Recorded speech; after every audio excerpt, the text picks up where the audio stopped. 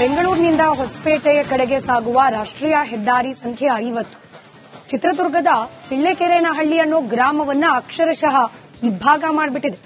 ಈ ರಾಷ್ಟ್ರೀಯ ಹೆದ್ದಾರಿಯಿಂದಾಗಿ ಗ್ರಾಮಸ್ಥರಿಗೆ ನಿತ್ಯ ನರಕ ಯಾತನೆ ಅನ್ನೋ ರೀತಿಯ ಪರಿಸ್ಥಿತಿ. ಹೆದ್ದಾರಿ ಹಾದು ಹೋಗಿರೋದ್ರಿಂದ 2 ಭಾಗವಾಗಿದೆ. ಪಿಳ್ಳೆಕೆರೆನಹಳ್ಳಿ ಗ್ರಾಮಸ್ಥರಿಗೆ ನಿತ್ಯ ತಪ್ತಾ ಇಲ್ಲ ರಾಷ್ಟ್ರೀಯ ಹೆದ್ದಾರಿಯ ಗೋಳು. ಜಿಲ್ಲಾಡಳಿತದಿಂದಾಗಿ ಕೂಗಳತೆ ದೂರದಲ್ಲಿರುವ ರಾಷ್ಟ್ರೀಯ ಹೆದ್ದಾರಿಯಿಂದಾಗಿ ಪ್ರತಿನಿತ್ಯ ಸಾವಿರಾರು ವಾಹನಗಳ ಓಡಾಟ ಅಲ್ಲಿ ನಡೀತಲೇ ಇರುತ್ತೆ. ಸ್ವಲ್ಪ ಯಾಮಾರಿದ್ರೂ ಊರಿನಲ್ಲಿ ದಿನಕ್ಕೊಂದು ಬಲಿ ಅನ್ನೋ ರೀತಿಯ ಪರಿಸ್ಥಿತಿ ನಿರ್ಮಾಣವಾಗಿದೆ. ರಿಪಬ್ಲಿಕ್ ಕನ್ನಡ ಆ ಊರಿಗೇನೆ ತೆರಳಿ ಅಲ್ಲಿನ ಜನರ ಸಂಕಷ್ಟಕ್ಕೆ ಧ್ವನಿಯಾಗಿದೆ.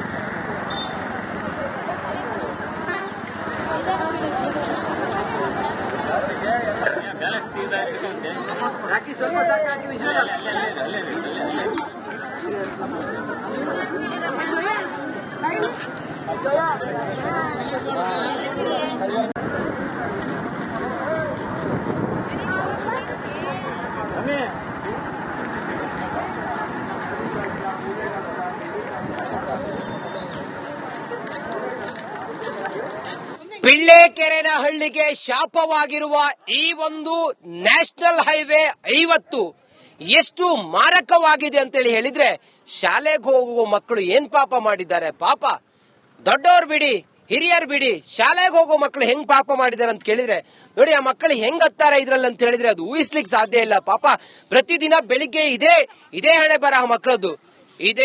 ಬರಹ ಮಕ್ಕಳದ್ದು ಪ್ರತಿದಿನ ಈ ಪಿಳ್ಳೆಕೆರೆನಹಳ್ಳಿಯಿಂದ ಆ ಕಡೆ ಹೋಗ್ಬೇಕು ಅಂತ ಹೇಳಿದ್ರೆ ಪಾಪ ಅವರ ಪಾಡು ಹೇಳಲಿಕ್ಕೆ ಸಾಧ್ಯ ಇಲ್ಲ.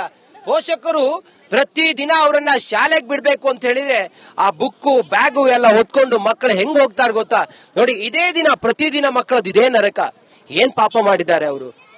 ಒಂದ್ ಕಡೆಯಲ್ಲಿ ವೇಗವಾಗಿ ಬರುವಂತ ವೆಹಿಕಲ್ಗಳು, ಬನ್ನಿ ಮಕ್ಕಳ ನನ್ನ ಜೊತೆಲಿ ಬರೋ ವೆಹಿಕಲ್ಗಳು, ಮತ್ತೊಂದ್ ಕಡೆಯಲ್ಲಿ ಬೆನ್ನಿಗೆ ಹಾಕೊಂಡಂತ ಬ್ಯಾಗು. ಮನೆಯಲ್ಲಿರೋ ತಾಯಂದರಿಗೆ ಪಾಪ, ಅವರಿಗಂತೂ ತಮ್ಮ ಮಗು ಎಲ್ಲಿ ಹೇಗೆ ಎಷ್ಟು ಜಾಗೃತರಾಗಿ ಬರುತ್ತೆ ಅನ್ನೋದೇ ಭಯ. ನೋಡಿ, ಮಕ್ಕಳು ಹೆಂಗ್ ಬರ್ತಾರೆ ಅನ್ನೋದನ್ನ ತಾವು ಗಮನಿಸಿ. ಅವ್ರಿಗೆ ಇದ್ರಲ್ಲಿ ಹೆಂಗ್ ಬರ್ತಾರೆ ಅನ್ನೋದನ್ನ ಹೀಗೆ ದಾಟಬೇಕು. ಇಲ್ಲಿ ಯಾವ್ದೋ ವೆಹಿಕಲ್ ಬರುತ್ತೆ, ಇನ್ನೇನೋ ಆಗುತ್ತೆ. ನೋಡಿ, ಮಕ್ಕಳೆಲ್ಲ ಬರುವಾಗ ಎಷ್ಟು ಸಮಸ್ಯೆ ಅಂತೇಳಿ ಹೇಳಿದ್ರೆ, ನ್ಯಾಷನಲ್ ಹೈವೇ 50ರಲ್ಲಿ ಆಗುವಂತಹ ಈ ಅಪಘಾತಗಳಿಗೆ ಯಾರು ಹೊಣೆ? ನ್ಯಾಷನಲ್ ಹೈವೇ ಅಲ್ಲಿ ಈ ಅವೈಜ್ಞಾನಿಕ ಕಾಮಗಾರಿಯಿಂದ ಆಗಿರುವಂತ ಈ ಎಲ್ಲ ದುರಂತಗಳಿಗೆ ಯಾರು ಹೊಣೆ?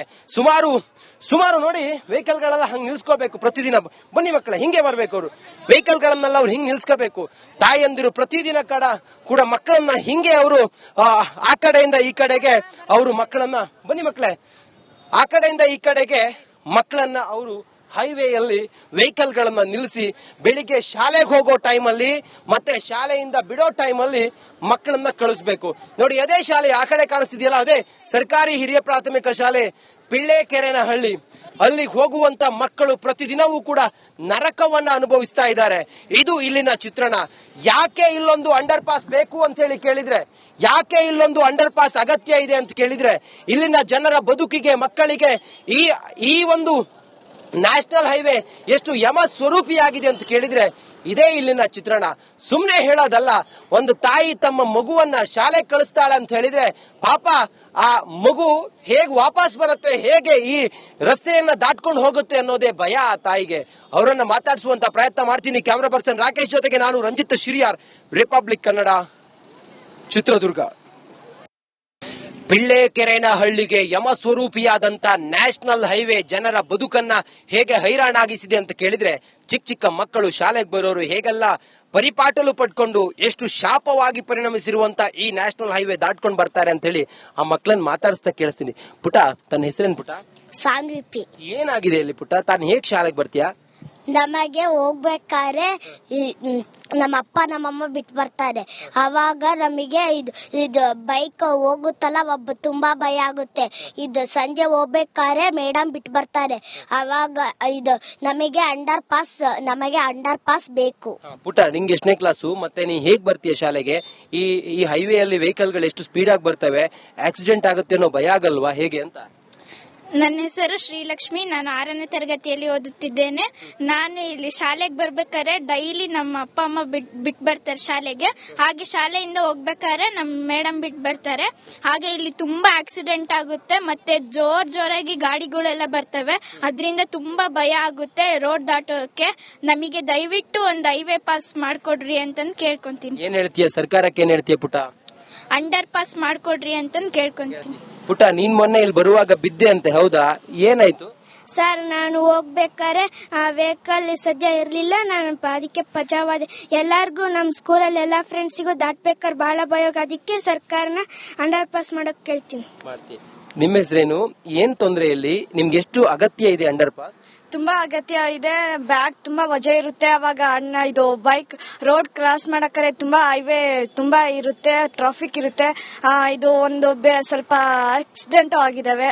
ಅದಕ್ಕೋಸ್ಕರ ನಮ್ಗೆ ಅಂಡರ್ ಪಾಸ್ ಬೇಕು. ಒಂದ್ ದಿನ ಎಲ್ಲ ಇದು ಪ್ರತಿದಿನ ಹೀಗೆ ಆದ್ರೆ ಕಷ್ಟ ಆಗೋದಿಲ್ವಾ ಪುಟ? ತುಂಬಾ ಕಷ್ಟ ಆಗುತ್ತೆ. ನಾವು ಹೋಗ್ಬೇಕಾದ್ರೂ ಕಷ್ಟ ಆಗುತ್ತೆ, ಬರ್ಬೇಕಾದ್ರೂ ಕಷ್ಟ ಆಗುತ್ತೆ. ನಾವು ಮೊನ್ನೆ ಇವ್ನು ಬಿದ್ದೇ ಬಿಟ್ಟ. ನಮಗೆ ಅಂಡರ್ ಪಾಸ್ ಬೇಕು. ಹತ್ತಿ ಇಳಿಯುವಾಗೆಲ್ಲ ನಿಮ್ಗೆ ಬ್ಯಾಗ್ ಹೊತ್ಕೊಂಡು ಬುಕ್ಕು ಇದನ್ನೆಲ್ಲ ಹತ್ಕೊಂಡು ಹೇಗಾಗುತ್ತೆ? ಕಷ್ಟ ಆಗೋದಿಲ್ವಾ ನಿಮ್ಗೆ? ಬೆನ್ನೆಲ್ಲ ತುಂಬಾ ನೋವುತ್ತೆ ಸರ್. ಇಳಿಯೋದು ಕಷ್ಟ ಆಗುತ್ತೆ, ಹತ್ತೋದು ಕಷ್ಟ ಆಗುತ್ತೆ. ನಾವು ಬಂದು ಸ್ಕೂಲಿಗೆ ಯಾವಾಗ ಎಷ್ಟೊತ್ತಿಗೆ ಬರ್ತೀವಿ ಅಂತಾನೆ ಭಯ ಆಗ್ಬಿಡುತ್ತೆ. ಅಲ್ಲೇ ಹೈವೇ ಮೇಲೆಲ್ಲ ಆಕ್ಸಿಡೆಂಟ್ ಆಗ್ತಿರುತ್ತೆ, ಭಯ ಆಗ್ತಿರುತ್ತೆ. ಬಹುತೇಕ ಮಕ್ಕಳೆಲ್ಲ ಈ ಶಾಲೆನೇ ಬಿಟ್ಬಿಟ್ರಂತೆ, ಹೌದಾ? ನಮ್ ಫ್ರೆಂಡ್ಸ್ ಎಲ್ಲರೂ ಈ ಶಾಲೆ ಬಿಟ್ಟೋಗ್ಬೇಕು ಅಂತ ಇದಾರೆ. ಅದಕ್ಕೆ ನಮ್ಗೆ ಅಂಡರ್ ಪಾಸ್ ಬೇಕು. ಹೌದೌದು. ಯಾಕೆ ಈ ಹೈವೇ ಕಾರಣಕ್ಕೋಸ್ಕರ ಶಾಲೆಗೆ ಬರೋ ಮಕ್ಕಳೇ ಕಮ್ಮಿ ಆಗಿದಾರಂತಲ್ಲ? ಎಲ್ಲ ತುಂಬಾ ಸ್ಟ್ರೆಂತ್ ಕಮ್ಮಿ ಆಗಿದೆ. ಕ್ಯಾಮರಾ ಪರ್ಸನ್ ರಾಕೇಶ್ ಜೊತೆಗೆ ನಾನು ರಂಜಿತ್ ಶಿರಿಯಾರ್, ರಿಪಬ್ಲಿಕ್ ಕನ್ನಡ, ಚಿತ್ರದುರ್ಗ. ಪಿಳ್ಳೆಕೆರೆನಹಳ್ಳಿಯ ಯಮ ಸ್ವರೂಪಿ ರಾಷ್ಟ್ರೀಯ ಹೈವೇ ಜನರ ಬದುಕಿಗೆ ಮಾರಕವಾಗಿದೆಯಲ್ಲ. ಇಲ್ಲಿನ ಸ್ಥಳೀಕರಿದ್ದಾರೆ, ತಾಯಂದಿರಿದ್ದಾರೆ, ಚಿಕ್ಕ ಚಿಕ್ಕ ಮಕ್ಕಳಿದ್ದಾರೆ. ಅವ್ರನ್ನ ಮಾತಾಡಿಸ್ತೀನಿ. ಅಮ್ಮ, ಈ ರಾಷ್ಟ್ರೀಯ ಹೈವೇ ತಮ್ಮ ಬದುಕಿಗೆ ಹೇಗೆಲ್ಲ ಮಾರಕವಾಗಿದೆ ಅಮ್ಮ? ಬಹಳ ಕಷ್ಟ ಕೊಡ್ತಾ ಇದೆ ಸರ್. ನಮಗೆ ಅಂಡರ್ ಪಾಸ್ ಬೇಕೇ ಬೇಕು. ಮೊನ್ನೆ ರೇಷನ್ ತರ್ಬೇಕಾದ್ರೆ ನನ್ ಮಗು ಆಕ್ಸಿಡೆಂಟ್ ಆಗಿತ್ತು.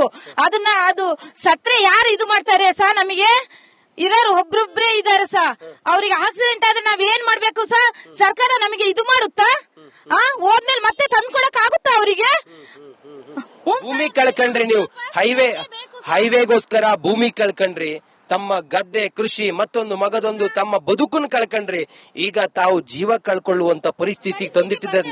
ಬಂದ್ರೆ ಅವರು ಇದು ಮಾಡ್ತಾರ ಸರ್? ನಮಗೆ ನಮ್ ಕಷ್ಟ ನೋಡ್ಬಿಟ್ರೆ ಅವರು ಏನ್ ಮಾಡಕ್ಕಾಗುತ್ತೆ ಸರ್?